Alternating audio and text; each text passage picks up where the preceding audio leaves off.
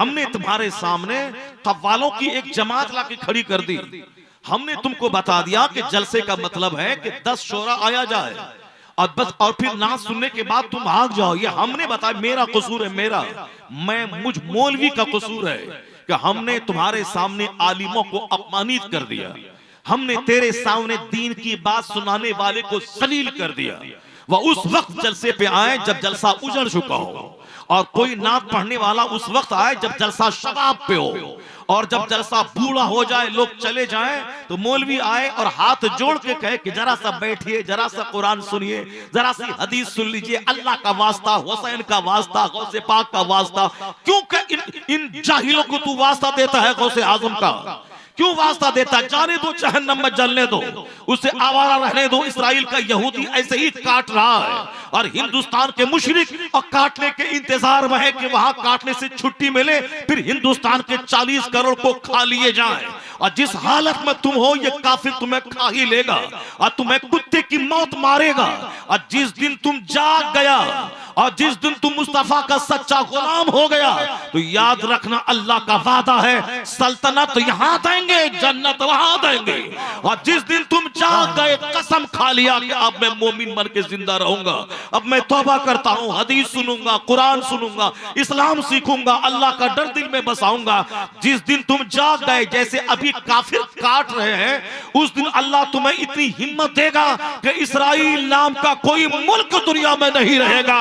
किबले अव्वल आजाद होगा, फिलिस्तीन आजाद होगा, पूरी दुनिया में एक मजहब इस्लाम रहेगा, एक मसलक अहले सुन्नत व जमात रहेगा। नारे तकबीर, नारे रिसालत। ये कब होगा? ये उस वक्त होगा जब तुम तौबा करोगे, क्या बात है? जब तुम सच्ची तौबा करके मोमिन बनना चाहोगे, मुस्तफा का गुलाम बनना चाहोगे। तुमने नात सुनी और भागे, हा हा किया, एक कलाम और सुनाइए, एक कलाम और सुनाइए। क्या मतलब है? ये कव्वाली की महफिल है क्या? ये नाच गाने की महफिल है क्या? कॉन्फ्रेंस का मतलब है वहां कुरान सुनाया जाएगा। कॉन्फ्रेंस का मतलब है वहां मुस्तफा की हदीस सुनाई जाएगी। कॉन्फ्रेंस का मतलब है वहां हमारी जिम्मेदारियों से हम रोशनास कराया जाएगा। कॉन्फ्रेंस का मतलब है मैं अपने गुनाहों पे मातम करूंगा, रोऊंगा, सीने का जंग साफ करूंगा। कॉन्फ्रेंस का मतलब है जब मैं यहां से लौट के जाऊंगा तो फजर के टाइम में न मेरी बीवी सोई रहेगी, न मेरे बच्चे सोए रहेंगे। जिस वक्त सारे परिंदे आसमान में उड़कर खुदा की तस्बीह बयान करते हैं, उस वक्त हमारे घर में अब कोई नहीं सोएगा। उन फरिश्तों से हम आहंग होकर खुदा की तस्बीह बयान करेगा। यह है कॉन्फ्रेंस का मकसद, ताकि मैं काफिर बन के नहीं मरूं, मैं मुस्लिम बन के जिंदा रहूं, मैं मुस्लिम बन के मरूं। यही तो है कॉन्फ्रेंस का मकसद। यह दिल तो फौरी उजड़ जाता है। अभी बात आई कि अब मैं मुझको जन्नत जाना है, मुझको अब आखिरत का काम करना है, मुझको गुनाह से बचना है। लेकिन जहां 2-4 शराबी मिल गए रास्ते में, यह सारा पानी उतर जाता है और बंदे के दिमाग में वही शराब पीने का ख्याल आने लगता है। अभी आलिमों के पास बैठे, लगा कि अब मुझको मुसलमान बन के रहना चाहिए, और जहां खेल तमाशा देखा और हाथ में मोबाइल लेके बैठ गए और तमाशा देखने लगे, पता चला कि नहीं, मजहब के ताल्लुक से शक पैदा हो गया। पता नहीं कि इस्लाम हक है कि नहीं है। इतने सारे करोड़ों लोग अरबपति खरबपति हैं, इनका क्या होगा? इस्लाम का मतलब है कि पता नहीं आखिरत है कि नहीं है। बस दिल दिमाग सब उजड़ जाता है। मुसलमान होने के नाते लाजिम है कि रोजाना 5 मिनट अपने घर में दस्तरखान पे घर के सारे लोग मिलकर बैठ के खाएं। उजड़े हुए माहौल में घर की बरकतें खत्म हो जाएंगी।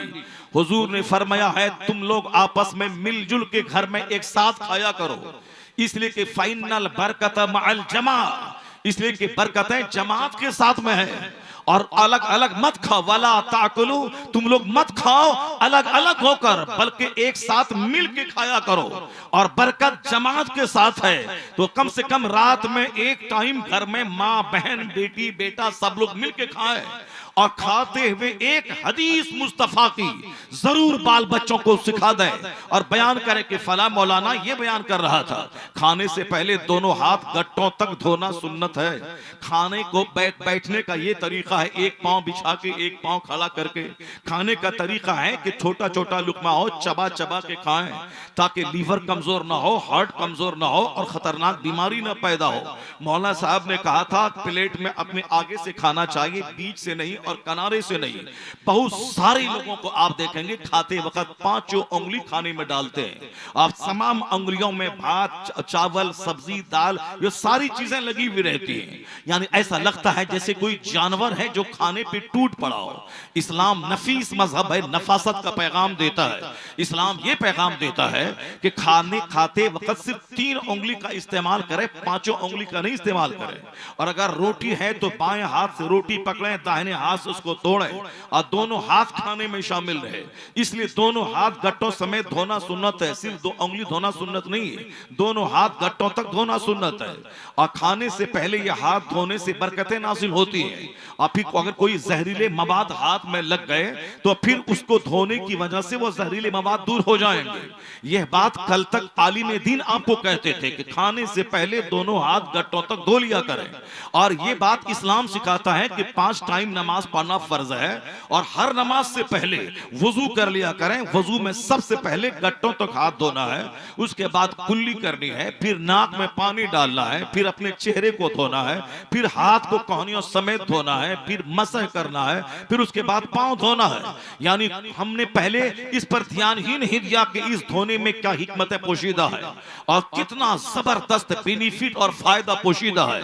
हमने उस वक्त दुनिया को देखा जब कोरोना काल में लाखों लोग मर रहे थे और कोई दवाई समझ में नहीं आ रही थी। सारे डॉक्टर बेवकूफ और अहमक बन के ढोंगे बन चुके थे। यहां तक कि बुखार की दवाई अगर इस्तेमाल कराई गई पैरासीटामोल तो फिर उसकी सांस रुकने लगी और बंदा मर जाता था। इसलिए कि कोरोना की कोई दवाई नहीं आज तक नहीं आई। भले ही वैक्सीन उसके आ गए हैं, हकीकत में दिल बहलाने का एक जरिया है, वरना हकीकत वो वैक्सीन ही नहीं है, इसकी कोई दवाई नहीं आई। तो अब डॉक्टरों ने, तबीबों ने, फिलोसफर ने, वैज्ञानिकों ने, साइंसदानों ने, हुकूमत के जिम्मेदार लोगों ने यही कहना शुरू किया कि दवाई नहीं आई है, मगर उससे बचने का एहतियाती तरीका यही है कि अपने हाथ को दिन में 5-10 बार धोते रहे और अपने मुंह को पानी से साफ करते रहे और नाक भी साफ करते रहे, मास्क पहन के रखे, क्योंकि कोरोना का कीड़ा नाक के रास्ते अंदर दाखिल होता है, कोरोना का कीड़ा मुंह के रास्ते से अंदर में दाखिल होता है। इसीलिए मास्क पहन के रखें, मुंह और नाक अच्छी तरह ढक के रखें। ये आज भी लोग कहते हैं कि मुंह और नाक ढांप के रखें, क्योंकि कोरोना का कीड़ा नाक से और मुंह से अंदर दाखिल होता है और कोरोना का कीड़ा बहुत घंटे तक वो दांत में अटका रहता है और तब जाके वो पेट के अंदर जाता है और फेफड़ा को गला देता है। 100% फेफड़ा जब काम करना बंद कर दे तो बंदा मर जाता है, सांस नहीं ले पाता है। यहां तक कि ऑक्सीजन की वजह से भी बंदा सांस नहीं ले पाता है, क्योंकि फेफड़ा जब रहेगा तब ऑक्सीजन काम करेगी बाहर की, और जब यहां मशीन ही जवाब दे देगी तो फिर वो एक कृत्रिम मशीन के जरिए, मसनूई मशीन के जरिए उसके पेट को ऊपर नीचे करवा के सिर्फ डॉक्टर बिल बनाता है ताकि घर वाला जाने कि ये जिंदा है, और फिर तो हर दिन उस बिल बनाता जाता रहे। और जब देखे कि लाश अब सड़ जाएगी तो अब घर वालों को बताया जाए कि हम क्या करें, मैंने तो बहुत प्रयास किया मगर अभी 2 घंटा पहले ये डेथ कर चुका है, जबकि वो 2 दिन पहले मर चुका होता है। लेकिन मशीन के जरिए उसके बदन को हिलाया जाता है, उसके पेट को फुलाया जाता है ताकि लोगों को लगे कि देखिए वो सांस चल रही है, और इधर रोजाना 50,000 का बिल बनता रहे। ये अहमक नादान डेड बॉडी से पैसा कमाना चाहते हैं, जिसे हम डॉक्टर कहते हैं, और जिस डॉक्टर के बनाने के लिए सारे लोग दीवाना पागल हो चुके हैं कि हम मेरे बेटे को डॉक्टर बनना है, MBBS बनना है, फारसी की डिग्री दिलवाना है, चाहे बेटा डॉक्टर बनने के बाद जानवर हो जाए, चाहे वह कुत्ता बन के दूसरों मुर्दार की हड्डी पे रीछता रहे, चाहे वह दूसरों को नोचे, गरीबों की जमीन बेचवा के उनकी डेड बॉडी से पैसा कमाता रहे, मगर वही डॉक्टर बनाने का जो है कोई नहीं बोलता। मैं अपने बेटे को इंसान बनाऊंगा, मैं अपने बेटे को आदमी बनाऊंगा, मैं अपने बेटे को जन्नती बनाऊंगा, मैं अपने बेटे को मुस्तफा का गुलाम बनाऊंगा, मैं अपने बेटे को समाज का अच्छा शहरी बनाऊंगा जो अपने से आराम पहुंचाएगा, किसी को तकलीफ नहीं पहुंचाएगा, खुद तकलीफ में रहेगा मगर समाज को तकलीफ नहीं देगा। मैं सिविलाइज्ड बनाऊंगा, मैं मुहज्जब बनाऊंगा, मैं एक नेक इंसान बनाऊंगा। कोई नहीं बोलता, करोड़ों में सब यही बोलता है कि डॉक्टर बनाऊंगा, इंजीनियर बनाऊंगा, प्रोफेसर बनाऊंगा, क्रिकेटर बनाऊंगा, खिलाड़ी बनाऊंगा, नेता बनाऊंगा, प्रधान बनाऊंगा, मुखिया बनाऊंगा। अब मुखिया बनने के बाद बंदा जानवर हो जाए तो कसूर किसका है? डॉक्टर बनने के बाद जानवर हो जाए तो कसूर किसका है? क्योंकि बाप ने बोला कब था कि एक इंसान डॉक्टर बनेगा, वो तो डॉक्टर बनेगा, कमाएगा, खाएगा, या इंजीनियर बनेगा, कमाएगा, खाएगा, ये मुखिया बनेगा, कमाएगा, खाएगा। माँ बाप ने बताया कहाँ, ये डॉक्टर बनेगा समाज की सेवा करेगा, ये डॉक्टर बनेगा अच्छा इंसान बनेगा, या इंजीनियर बनेगा समाज की सेवा करेगा, या मंत्री बनेगा समाज की सेवा करेगा। खुद गुर्बत की आग में जलेगा, समाज को ठगेगा नहीं। माँ बाप ने कब बताया? माँ बाप ने बोला मेरा बेटा पढ़ेगा, लिखेगा, कमाएगा, खाएगा। अब वो कमा खा रहा है, चाहे चोरी करके खाए, चाहे डकैती करके खाए, चाहे दूसरों की डेड बॉडी के साथ का गलत इस्तेमाल करके पैसा कमाए, चाहे सड़क मकान स्कूल बने ना बने, कागज पे स्कूल सड़क मकान सारी चीजें तामीर हो गई और उसका पैसा इंजीनियर खाए। अब वह जब पैसा खाएगा उसी से ब्लड बनेगा, उस ब्लड से नुत्फा बनेगा, उस नुत्फे से बच्चा पैदा होगा। तो बाप जो हराम खाया उसका बच्चा अगर हरामी ना पैदा हो तो फिर क्या पैदा होगा? क्या समाज शरीफों से भर जाएगा? आज समाज जोकरों से भर गया, समाज डकैतों से भर गया, समाज गुटखा खोरों से भर गया, समाज हराम खोरों से भर गया, समाज सिनेमा देखने वालों से भर गया। कसूर उस माँ बाप का है जो शरीफ औलाद की तमन्ना ही नहीं किया, अल्लाह से दुआ ही नहीं मांगी, इसलिए आज चोरों से समाज भर गया। जिस दिन तुम्हारी नींद टूटेगी और तुम देखेगा मदरसे की तालीम में पहले ही दिन वहां ये बोला जाता है इंजीनियर डॉक्टर नहीं बनना है, जन्नती बनना है, नमाजी बनना है, परहेजगार बनना है। ये हलाल है, ये हराम है, ये जायज है, ये नाजायज है। जायज को करना है, नाजायज को छोड़ देना है। हलाल को इख्तियार करना है, हराम को छोड़ देना है। लीगल को इख्तियार करना है, इल्लीगल को छोड़ देना है। और ये मबाक चीजों को इस्तेमाल करना है और जो नाजायज है उसको तर्क कर देना है। ये मुज़िर है, ये मुफीद है, ये हलाल है, ये हराम है, ये जायज है, ये नाजायज है। ये सारा पैगाम मदरसे की चटाई पे पहले दिन से लेकर आखिरी दिन, जिस दिन सर पे पगड़ी लपेटी जाती है, उस सब दिन यही से पढ़ाया जाता है। ये करना, ये मत करना, और ये हलाल है, ये हराम है। तो इंसान बनाने की फैक्ट्री है ये मदरसा, इसको हमने उजाड़ दिया। चूंकि यहां जाने का मतलब है 5,000 महीना कमा के गरीब बना रहना, और डॉक्टर बनने का मतलब है अरबों रुपए कमा के खाना पीना। अब अगर बेटा डॉक्टर बन के दलाल बन गया तो कसूर उस माँ बाप का है कि इंसान बनाने की फैक्ट्री है ये मदरसा। हमने कभी बच्चों को नहीं भेजा, 1 मिनट के लिए नहीं भेजा, 1 घंटे के लिए नहीं भेजा। इन गरीबों के साथ रहेगा, मेरा बेटा जवानी में बूढ़ा हो जाएगा। अब अगर आज बेटा चोर और डकैत हो गया है तो इस फैक्ट्री से बाहर होकर उन फैक्ट्री में जहां से चोर की पैदावार हो रही है, और जो चोर बनाने के लिए हर माँ बाप की तमन्ना होती है, तो इंसान मिलेगा कहां? समाज तो चोरों से भर गया। इंसान वली से, समाज वलियों से भरा था, समाज कुतुब से भरा था। दिल्ली का हर मोहल्ला वलियों की कब्रों से भरा हुआ है, बगदाद का हर मोहल्ला वलियों की कब्र से भरा हुआ है। आप अहमदाबाद का देखें, हर मोहल्ला वलियों की कब्रों से भरा है। पहले हर मोहल्ले में कुतुब रहा करते थे, अब्दाल रहा करते थे, वली कामिल रहा करते थे, उलमा रब्बानी रहा करते थे। क्योंकि ये फैक्ट्री जो थी मदरसा इंसान बनाने की फैक्ट्री, ये फैक्ट्री जिंदा थी।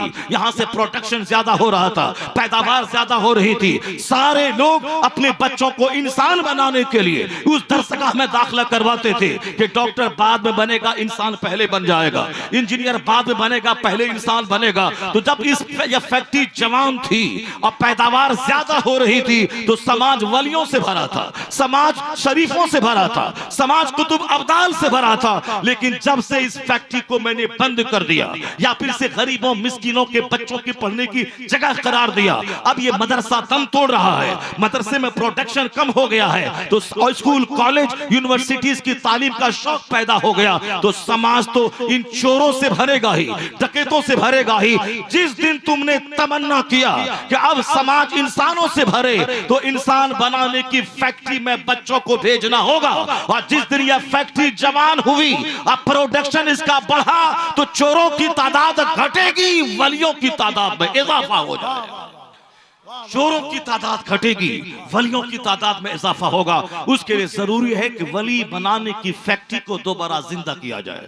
उसके लिए जरूरी है कि इंसान बनाने की फैक्ट्री को दोबारा फर्म में लाया जाए। उसके लिए जरूरी है कि इस फैक्ट्री को की नोको पलक को दुरुस्त किया जाए, ताकि हमारा बेटा सिर्फ मौलवी साहब बन के नहीं रहे, हमारा बेटा एक जबरदस्त इस्लाम का मुबल्लिग बन जाए, इस्लाम का दाई बन जाए, एक जबरदस्त इंसान का, समाज का एक इनकलाबी इंसान बन जाए। या दिमाग में ठानना होगा, तब ये फैक्ट्री आबाद होगी। फिर ये हमारा जलसा ये नंगे सर रहने वाले नौजवानों से नहीं भरेगा। मैं यही तो कह रहा था, जिसके पास कोई सलीके हयात नहीं है वह तो रुमाल डाल के गोल्डन टेंपल जाता है, वह तो रुमाल डाल के अपने धर्म गुरु के पास जाता है। जिसके पास कोई तहजीब नहीं थी, हाँ करना, मजाक करना, हाँ ड्यूटी करना, बेगफलत और लापरवाही में जीना जिसका मजाज था, आज वह सीरियस हो गए, वह संजीदा हो गए। अब वह तरीका हयात तलाश करते हैं, आर्ट ऑफ लिविंग खोजते हैं। मगर हमारा बच्चा जो जुमा की नमाज जब से मेरा बच्चा पढ़ता है तब से उसे मालूम है कि हर जुमा के दिन इमाम साहब मेंबर से खिताब करते हैं और उस खिताब में कहते हैं कि ज़ादुकुम कलीलुन कलील, तेरा सफर का खर्चा थोड़ा है, वह सबीलुकुम तवीलुन तवील, तेरा रास्ता बहुत लंबा है। यानी कब्र में हजारों साल रहने हैं, कयामत कायम होगी तो एक दिन वहां का 50,000 साल के बराबर है, और फिर पुलसरात से गुजरना है तो 500 साल की मुसाफत के बराबर वहां का रास्ता है। और नेकी बदी तौली जाएगी तो नेकी होगी 100 तो बुराइयां होगी 1 करोड़। ये बता दे किस तरह तेरा कंपनसेशन होगा। तो कहां कभी नेकी बदी का तौले जाने की मंजिल है, कभी पुलसरात की मंजिल है, और कभी क़यामत की होलनाक घबराहट में एक आधा दिन 25,000 साल पसीने में शराबोर डूबे रहने की मंजिल है। कभी मेरे बच्चों ने नहीं जाना। हर जुमा के दिन मौलाना चीखता रहा, तुम्हारे लिए पैगंबर आजम की जिंदगी में बेहतरीन नमूना है। हमारा मौलाना चीखता रहा कि हमारा ईमान अल्लाह की जात पे है, वो अल्लाह हमें रोजी देने वाला है, वही पैदा करने वाला है, वही मौत देने वाला है। फिर हम मरने के बाद उसी रब के सामने हाजिर होंगे और हमसे सवाल होगा कि तुमने जवानी कैसे गुजारी, तुमने अपनी जिंदगी के दिन कैसे गुजारे, तुमने माल कहां से कमाया, कहां खर्च किया, तुमको जो कुछ बताया गया उस इल्म पे तुमने कितना अमल किया। जब तक बंदा इन 4 चीजों का जवाब नहीं देगा अपनी जगह से बंदा हट नहीं पाएगा। बचपन से हम सुनते रहे जुमा के दिन, इन्नल्लाह यअमुरु बिल अदल वल इहसान व इताइ ज़िल कुर्बा व यनहा अनिल फ़हशाइ वल मुनकर वल बग़ी यअज़ुकुम लअल्लकुम तज़क्करून। हमने समझा कि अब खुतबा खत्म होने वाला है, इसीलिए इस आयत करीमा की तिलावत होती है। हमने कभी जानने की कोशिश नहीं की कि इस आयत करीमा की अरबो अजम में हर जुमा के ईदैन के खुतबे में क्यों इसकी तिलावत होती है। मुफस्सिरीन फरमाते हैं कुरान पाक में भले ही 6666 आयतें हो, कुरान करीम में 114 सूरत है, लेकिन ये आयत करीमा ऐसी जामे आयत है कि अगर कोई दूसरी आयत नाजिल नहीं भी होती तो भी कुरान पाक के नाजिल होने का मकसद जो था वो इस आयत करीमा से पूरा हो जाता, क्योंकि वो सारी अच्छाइयां जिसका हुक्म इस्लाम ने दिया है वह सब इस आयत करीमा में जमा है। वह तमाम बुराइयां जिससे रोकने का हुक्म इस्लाम देता है वह तमाम हुक्म इसमें मौजूद है।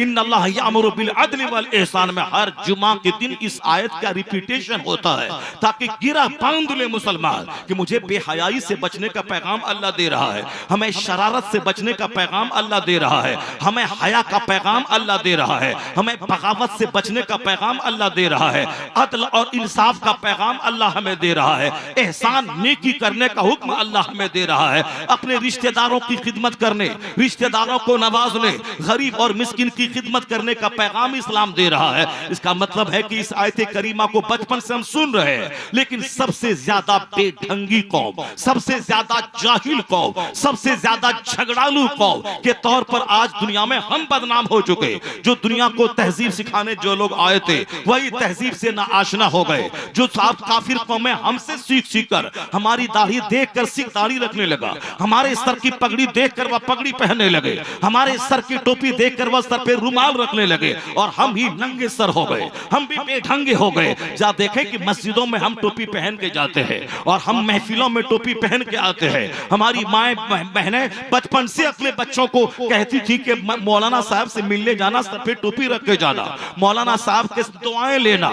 ये लोग नेक लोग हैं, इनके सीने में कुरान है, इनके सीने में हदीस है, यह लोग नेक लोग हैं, बचपन चटाई पर बच्चों को कुरान पढ़ाते हैं, यह नेक लोग हैं, इनकी दुआएं कबूल होती है। हम लोग तो आम लोग तो नमाज शुरू करते हैं 50 साल में, यह लोग तो 7 साल की उम्र से नमाजी है। जब से मदरसे में दाखिला हुआ वहां किताब भी पढ़ना है, नमाज भी पढ़नी है। नमाज नहीं पढ़ने वाले को डंडा मार मार के पढ़वाया जाता है। इसीलिए अक्लमंद बाप अपने बच्चों को शुरू में मदरसे में दाखिला करवाते हैं ताकि उनका बेटा मदरसे में पढ़ने की बरकत से नमाज के आदी हो जाए। चुनांचे मदरसा बच्चों की तरबियत का सबसे जबरदस्त जरिया है। ये मदरसे मदरसे के लोग उलमा जो हमेशा जन्नत जाने का तरीका बताते हैं, उनके हाथ अपने सर पे रख लेना, अपने सर को ढांप के उनके सामने जाना, उनकी गुफ्तगू को गौर से सुनना। ये लोग पैसा कमाने का तरीका नहीं बताते हैं, ये लोग जन्नत जाने का तरीका बताते हैं, ये लोग तबाही से बचने का रास्ता दिखाते हैं। ये लोग पैगंबर आजम की सीरत सुना सुनाकर हमें मुस्तफा का सच्चा गुलाम बनने का तरीका सिखाते हैं। इसे इनका पांव चूम लेना, इनके हाथ चूम लेना, इनकी पेशानी को बोसा देना, उनका हाथ अपने सर पे रख लेना। हमारी माएं बहनें तो ये सिखाती थी पहले अपने बच्चों को, लेकिन पिछले 5 साल से मैं देख रहा हूं कि जलसों में आजकल बड़ी तादाद उन नौजवानों की होती है जिस नौजवानों के सर पे रुमाल तक नहीं होता,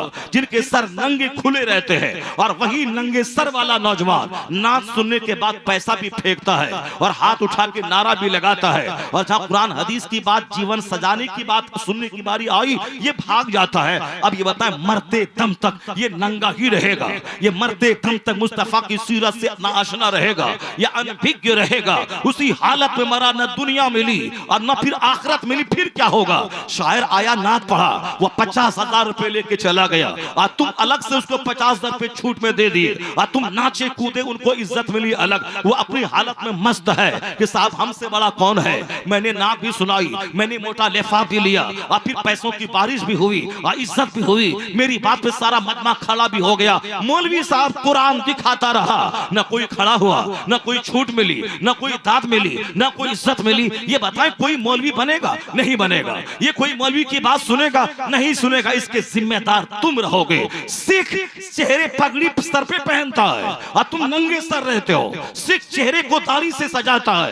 अरबपति सिख, हीरो साइकिल सिखों के पास है, A1 साइकिल फैक्ट्री सिखों के पास है, ये नट बोल्ट, ये टायर की फैक्ट्री सिखों के पास है। यानी हिंदुस्तान में समझ लो 1/3 दौलत सिर्फ पंजाब में रहती है, और बिहार और नेपाल के अक्सर लोग पंजाब में नौकरी करते हैं। वह तो दूसरी जगहों के लोग हैं जो वहां अपना प्लांट डालते हैं, वहां फैक्ट्री बनाते हैं, वहां कारोबार करते हैं, वहां दुकान खोलते हैं, 2-4 साल के बाद अरबपति बन जाते हैं। और नेपाल और बिहार के अक्सर मुसलमान जो वहां जाते हैं, मुसलमान क्या अक्सर बिहारी और अक्सर नेपाल के बच्चे जो वहां जाते हैं, वहां दरबानी करते हैं, वहां नौकरी करते हैं, वहां गेहूं की खेती करते हैं, वहां पंचर बनाते हैं, वहां दूसरों की सब्जी लाते हैं, वहां साफ फैक्ट्री में नौकरी करके 12-12 घंटे ओवर टाइम 4 घंटे लगा के वह चंद पैसे कमाते हैं। ये बिजनेस नहीं करते। अरबों की दौलत सिखों के पास है, उनके सर पे पगड़ी भी है और चेहरे पे दाढ़ी भी है। और हम तुमसे कहते हैं कि सर पे टोपी रख, चेहरे पे दाढ़ी रख, मुस्तफा की सुन्नत से सजा। और तू बोलता है मौलाना साहब कौन चलेगा, कौन इस दौर में चलेगा? टोपी पहनेंगे तो डेवलप नहीं कर पाएंगे, दाढ़ी रखेंगे तो तरक्की नहीं कर पाएंगे, नमाज पढ़ेंगे तो बहुत सारा टाइम जाएगा। तुमने कभी देखा? सिखों के गुरुद्वारा को जाके देख ले और वहां खड़े रह के देख ले। तुम्हारी मस्जिद 1 करोड़ की बनी है, उसका गुरुद्वारा 10 करोड़ का बना है। और पंजाब में एक तरफ से शुरू कर, मुरादाबाद के बाद से जब पंजाब की जमीन पे तू कदम रखता है, जिस तरफ निगाह उठा के देखेगा, हर तरफ खूबसूरत गुरुद्वारे हैं। एक एक गांव में 2-4 गुरुद्वारे हैं, और बड़े बड़े गुरुद्वारे में 50-50 एकड़ जमीन है। तुम्हारी मस्जिदों में 50 एकड़ जमीन नहीं है, तुम्हारी मस्जिदों में 10 बीघा जमीन नहीं है, क्योंकि तुम्हारे बाप ने जमीन वक्फ की थी 1 एकड़, और जमीन जितने में है 2 कट्ठे में, उतना तुमने छोड़ दिया। और बाकी जो जमीन थी तुम्हारे बाप ने वक्फ की थी और तुमने उसे नाजायज तरीके से लूट लिया।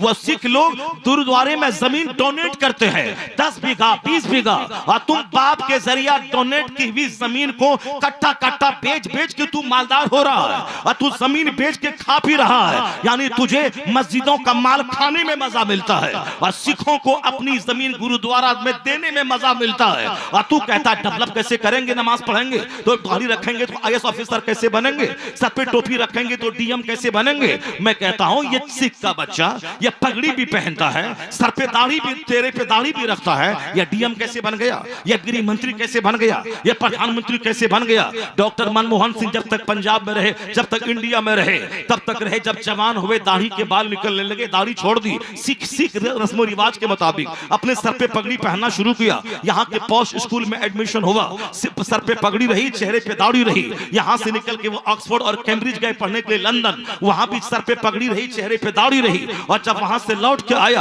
हाई क्लास का job, reserve bank of India का गवर्नर बना, उनके सर पे पगड़ी रही, चेहरे पे दाढ़ी रही। और फिर उनके लोग IAS ऑफिसर बन रहे हैं, सर पे पगड़ी रहती, चेहरे पे दाढ़ी रहती है। उनके लोग आर्मी और CRPF में जाते हैं, हैं, सर पे पगड़ी, चेहरे पे दाढ़ी रहती है। उनके बच्चे बैंक मैनेजर बनते हैं, सर पे पगड़ी रहती है, चेहरे पे दाढ़ी रहती है। ये बता दे कि जिसका कोई मुस्तकबिल नहीं है, जिसका कोई मजहबी शेड्यूल नहीं है, जिसका आखिरत पे विश्वास नहीं है, ये डिसिप्लिन हो गए, ये मुहस्सब हो गए, तो दाढ़ी रख के भी वो डीएम बन रहे हैं, आधा पगड़ी पहन के भी डीएम बन रहे हैं। अगर मेरा बेटा मुस्तफा की सुन्नतों पे अमल करते हुए सरों पे टोपी पहनता, चेहरे पे दाढ़ी रखता, फिर 8 घंटे मेहनत से पढ़ता, तो दूसरे कुफार और मुशरिकीन के बच्चे बाद में कामयाब होंगे, पहले मुसलमान का बच्चा कामयाब होगा। क्योंकि इसकी मेहनत भी चलेगी, उधर से सुन्नतों की बरकत भी जमीन पे उतरेगी। जहां मेहनत, सुन्नत की बरकत, तो सबसे पहले कामयाबी की राह पे मुस्तफा का गुलाम आगे बढ़ेगा। नारे तकबीर,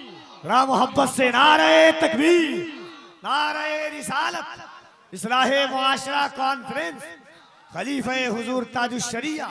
यहाँ तो हमारे बाप ने ये बताया है कि मौलाना मौलवी के चक्कर में मत रहना। मौलाना के चक्कर में पड़ा तो जवानी में बूढ़ा हो जाएगा, मौलाना के चक्कर में रहा तो फिर तुम्हें जवानी में बूढ़ा होना पड़ेगा, इस्लामी लिबास पहनना पड़ेगा। मौलाना के चक्कर में रहा तो फिर तुम्हें 5 टाइम मस्जिद दौड़ दौड़ के जाना होगा। मौलाना के चक्कर में रहा तो डेवलप नहीं कर पाएगा।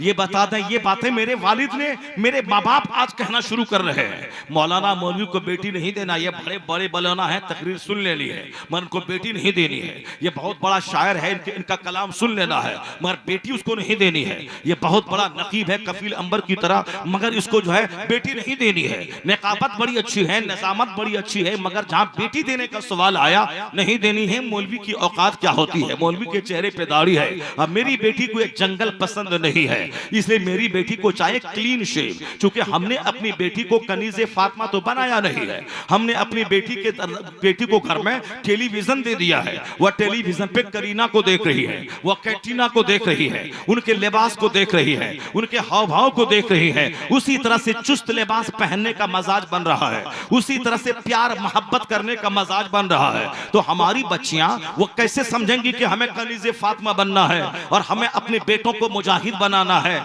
आने वाली नस्लों को सजाना है। मर्द का रोल है कि वह खेत में काम करें, फैक्ट्री में काम करें, हवाई जहाज का पायलट बन के उड़ाएं, वह समंदर में गोता लगाएं। अब मेरा काम है कि मैं अपने घर में रहकर अपने घर को जन्नत का नमूना में बना दूं। चूंकि शौहर के पेट से बच्चा पैदा नहीं होता है, बच्चा तो माँ के पेट में रहता है, और फिर 2 साल बाप दूध नहीं पिलाता है, वो तो दूध तो माँ पिलाती है। तो बच्चा ज्यादा अटैच माँ से रहता है। 9 महीने तक पेट में रहा, ये माँ से अटैच रहा।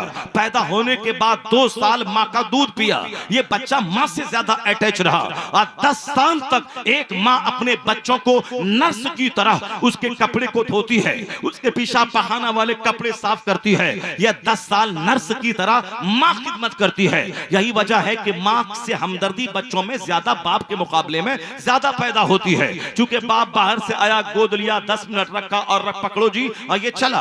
बाप काम करके आया, सोया, सुबह हुई, काम पे चला गया। ये बच्चा ज्यादा अटैच माँ से रहता है, इसलिए बाप से ज्यादा अच्छा माँ को बनना पड़ेगा। क्योंकि माँ के पेट में बच्चा रहता है, बाप के पेट में नहीं रहता है। माँ का दूध बच्चा पीता है, बाप का दूध नहीं पीता है।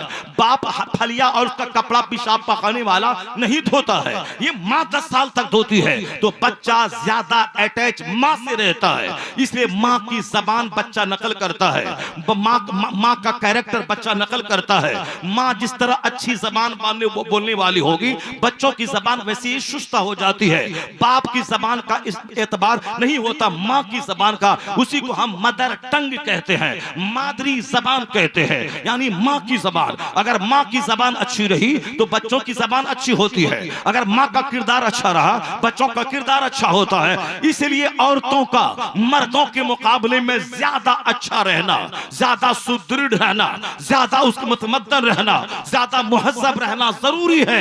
क्योंकि आने वाली नस्लों के अच्छा होने का इन्हिसार इन्हीं औरतों पे है। मैंने इनके हाथ में एंड्रॉइड मोबाइल दे दिया, अब ये 24 घंटे मोबाइल में पड़ी हुई है। मैंने दरवाजे पे अपने घरों में दीवार में बहुत सारी LED टीवी बड़ी बड़ी लगा दिया, ताकि मैच हो अहमदाबाद में और लगे कि मैच मेरे घर में हो रहा है। एक साहब ने बोला, हजरत ये LED टीवी का कमाल है कि मैच हो वाशिंगटन DC में और ऐसा लगता है कि मैच मेरे घर में हो रहा है। इसीलिए मैंने सबसे पहले LED टीवी लगाई। शर्म, गैरत और हया सबका जनाजा उठ गया। मौलाना से कह रहा है कि मैंने LED टीवी लगवाई है ताकि जहीं कहीं तमाशा हो लगता है मेरे घर में हो रहा है। वो तो गुजरात के वो देहाती अच्छे हैं तुमसे, जो मौलाना के कमरे में आने से पहले वो टेलीविजन पे कपड़ा डाल देता है और ताकि मौलाना की नजर इस पे ना पड़े, वो अपने तमाम घर के सारी तस्वीरों को छुपा देता है ताकि मौलाना की नजर इस पे ना पड़े। और तुम हो कि मौलाना से कहते हो कि हमने एलईडी टीवी इसीलिए लगाई है ताकि मैच हो अमेरिका में और लगे कि घर में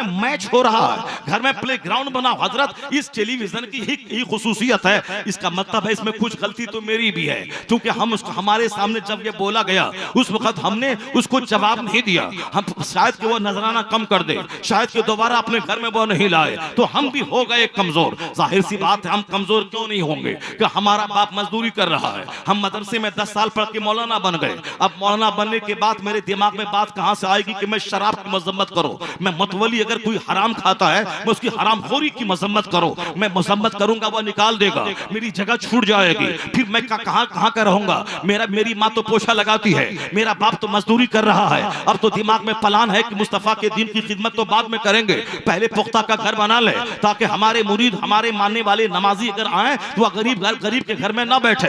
ये मिट्टी की दीवार पुख्ते में कैसे तब्दील होगी, ये घास वाला ठाट ये कैसे छतों में तब्दील हो जाए, कैसे मेरे दरवाजे पे भी सोफा लग जाए, कैसे मेरे दरवाजे पे गाड़ी आ जाए। मैं मौलाना हूं, मस्जिद का इमाम हूं और मैं साइकिल पे कैसे चलूं, मैं फौरी तौर पे बाइक खरीदना चाहता हूं, तो मैं उसी में उलझ गया कि कैसे बाइक खरीदूं, कैसे मैं छत मैं टाट हटा के वहां पुख्ता डालूं और कैसे मैं मिट्टी की दीवार हटा के पुख्ते की दीवार डालूं। तो फिर कौन होगा? मुतवली अगर शराबी है, बोला खबरदार, अगर शराब के खिलाफ बोला तो जगह छुट्टी मिल जाएगी। अब ये मुतवली की सब्जी बाजार से लाके दे रहा है, चूंकि डर के मारे घर जगह छूटी तो मैं कहां रहूंगा। तो अब घर का जगह छूट गई तो घर कैसे बनेगा, वह दीवार कैसे बनेगी, ये बाइक का पेट्रोल कहां से आएगा। तो हमारा बाप तो मजदूर था, अब मजदूर का बच्चा मौलवी बना।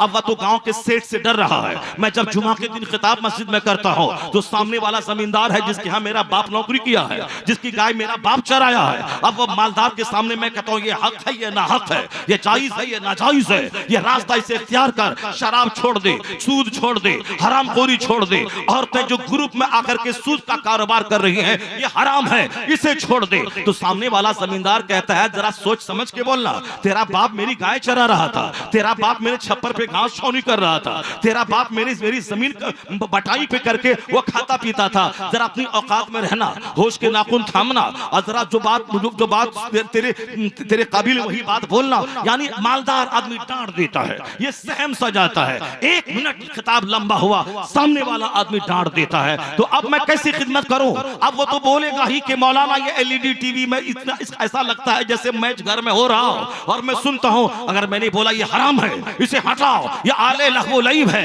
ये तमाशा देखने का आला है, वो बोलेगा जाके पहले अपने घर की खबर ले ले, माँ नौकरी नौकरानी है, अब बाप मजदूरी कर रहा है और ये बड़ी बड़ी बातें बोल रहा है। ये बातें इसलिए पैदा हो रही है, मेरे सामने इंजीनियर बैठे हैं, मेरे सामने डॉक्टर बैठे हैं, मेरे सामने उर्दू जबान के अदीब बैठे हैं, वो इस्लामी हिस्ट्री उसको मालूम है, वह जंगे कादसा, जंगे यरमूक, जंगे बदर, जंगे ओहद की पूरी तारीख जान रहा है, वो उर्दू जबान अच्छी बोलता है, मैट्रिक से लेके एमए तक उर्दू जबान पढ़ा है, उर्दू की तारीख पढ़ रहा है। और हम साहब गरीब का बच्चा, ज्यादा मेहनत हमने नहीं करी, हम गए बरेली में पढ़े, 10 साल है, कुरान खानी क्या मेहनत नहीं की, ज़रबा ज़ैदुल अमरन में लगे रहे। हमने न तारीख पढ़ी, न मुस्तफा की सीरत पढ़ी, न कुरान की तफसीर पढ़ी। अब जुमा के दिन खड़े हो रहे हैं तो हम आधा घंटे की मैं 15 मिनट नात पढ़ रहे हैं, अब 15 मिनट का जो टाइम बचा है उसमें एक करामत, कोई कहानी बयान कर रहे हैं। तो ये बता दे कि सामने जो इंजीनियर बैठा है, जो उर्दू जबान का अदीब है, सामने जो कॉलेज का प्रोफेसर बैठा है, उसके सामने एक गोंगा मौलवी जो नात पढ़ के और कहानी बयान करेगा,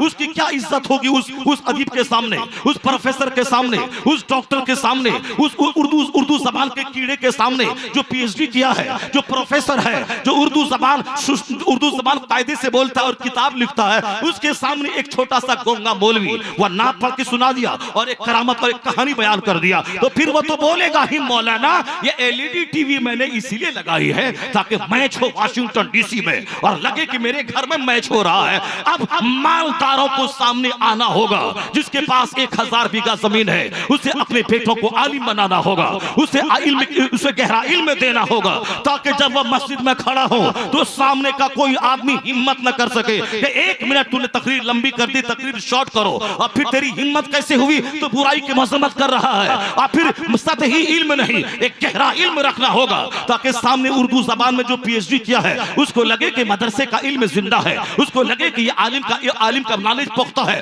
उसको लगे कि साहब इसकी जबान बड़ी सुथरी है, इसकी फिक्र बड़ी ऊंची है। तो फिर ये ओल जुलूल करने वाले को तो बोलेगा ही एलईडी टीवी मैंने इसलिए लगाया है। जब इल्म की धमक होगी, उसकी नानी मरे के अरबपति उसको बोले, जो गहरा इल्म रखने वाला होता है, अरबपति उसका सूटकेस उठा के घर में ले जाता है, उसको ऊंची जगह बिठाता है, उसका पांव चूमता है, उसका पांव धो के पीता है और कहता है मुझे नहीं मालूम कि तेरे घर पे घास है कि नहीं, मैं इज्जत इसीलिए करता हूं, तू नबी का नाइब है, नबी की हदीस सुनाने आया है, इसीलिए मैं तेरे पांव धो के पी रहा हूं, इसलिए मैं तेरी पेशानी को चूम रहा हूं। मौलियों को भी अपनी हालतों पे नजर सानी करनी पड़ेगी, एक एक मिनट कीमती है, उसका इस्तेमाल करना पड़ेगा। ऐसा नहीं कि 24 घंटे मोबाइल में खचाड़ रहे हैं और जबान उल्टी सीधी, जुमा के दिन आया और किस्सा कहानी पढ़ा और मोबाइल पे सुना पाकिस्तान की किसी मौलवी की तकरीर, उसी को सुना दी।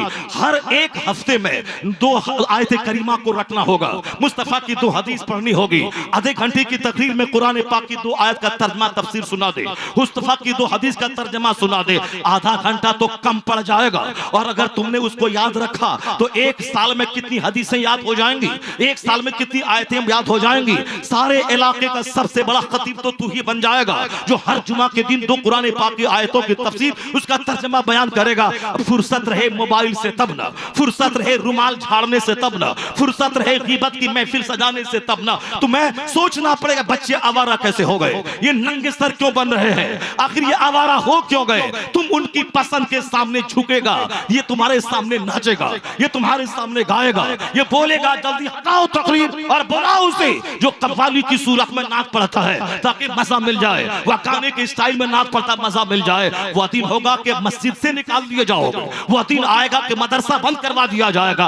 अगर उस दिन के आने से बचना चाहते हो तो तुम्हें हक बोलना होगा, मुताला करना होगा, तुम्हें किताब पढ़ना होगा, लोगों की पसंद के आगे नहीं झुकना होगा, तुम्हें बोलना होगा। कोई भी नात पढ़ने नहीं आएगा, सिर्फ एक नात इलाके का कोई बच्चा पढ़ेगा, तिलावत होगी, एक नात होगी, उसके बाद तकरीर होगी, हदीस कुरान होगा, अलग अलग उन्वानात पे तकरीरें होंगी। तो 5 घंटे की महफिल अगर तकरीरों से सज गई तो याद रखना ये सीना हिलेगा, ये सर बदलेगा, ये तहजीब बदलेगी, ये चेहरा बदलेगा, माएं बदलेंगी, बेटा बदलेगा।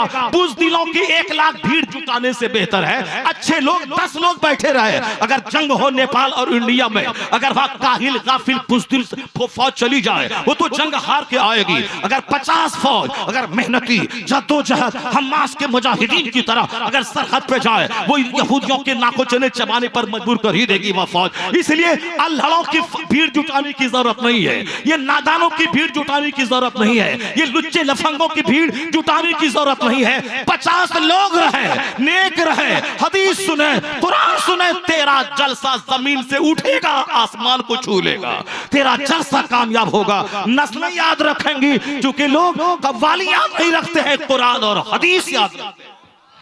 नारे तकबीर, दोनों हाथों को उठाकर नारे तकबीर, नारे रिसालत, इस्लाहे मुआशरा कॉन्फ्रेंस।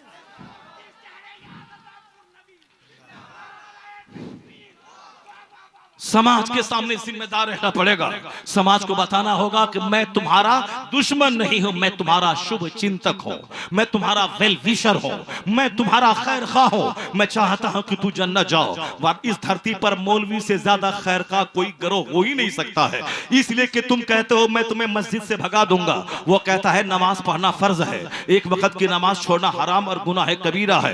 क़यामत के दिन सबसे पहला सवाल नमाज का होगा। अगर तुमने नमाज नहीं पढ़ी तो 1000 जुलूस मोहम्मदी निकालो, 11वीं का बकरा ज़बह करो, अजमेर शरीफ में जाके मर जाओ, कुछ नहीं होगा। क़यामत के दिन सबसे पहला सवाल नमाज का होगा। इन्ना अव्वल मा युहासबु बिहिल अब्द यौमल क़यामति सलात। क़यामत के दिन ना पूछा जाएगा कि तुमने नात सुनी कि नहीं, तुमने नात पढ़ी कि नहीं पढ़ी, ये फर्ज वाजिब नहीं है। ये सवाल नहीं होगा कि तुमने नात पढ़ी कि नहीं पढ़ी, ये सवाल होगा तुमने नमाज पढ़ी कि नहीं पढ़ी। हुजूर फरमाते हैं क़यामत के दिन सबसे पहला सवाल नमाज का होगा। और फिर जो बेनमाजी होगा उस बेनमाजी का हश्र फिरौन के साथ होगा, बेनमाजी का हश्र कारून के साथ होगा, बेनमाजी का हश्र हामान के साथ होगा, बेनमाजी का हश्र उमैया इब्ने खल्फ के साथ होगा। ये 4 घटिया किस्म के काफिरों का नाम पैगंबर आजम ने लिया है। चूंकि फिरौन को बादशाहत ने काफिर बनाया, वह फिरौन को बादशाहत ने काफिर बनाया। जनाबी मूसा अलैहिस्सलाम ने जब कहा कि अल्लाह पर ईमान लाओ, मैं अल्लाह का नबी बन के आ गया हूं, ये हुकूमत तेरे पास रहेगी, तू हाकिम ही बन के रहेगा, यह नेमत तेरे पास रहेगी, छीनी नहीं जाएगी। फिरौन कहा कौन खुदा कौन खुदा, कैसा खुदा कैसा रसूल, कौन जन्नत कौन आखिरत, मैं हूं खुदा, मैं लोगों से सजदा करवाता हूं, मैं बादशाह हूं, मैं खुदा हूं। जनाब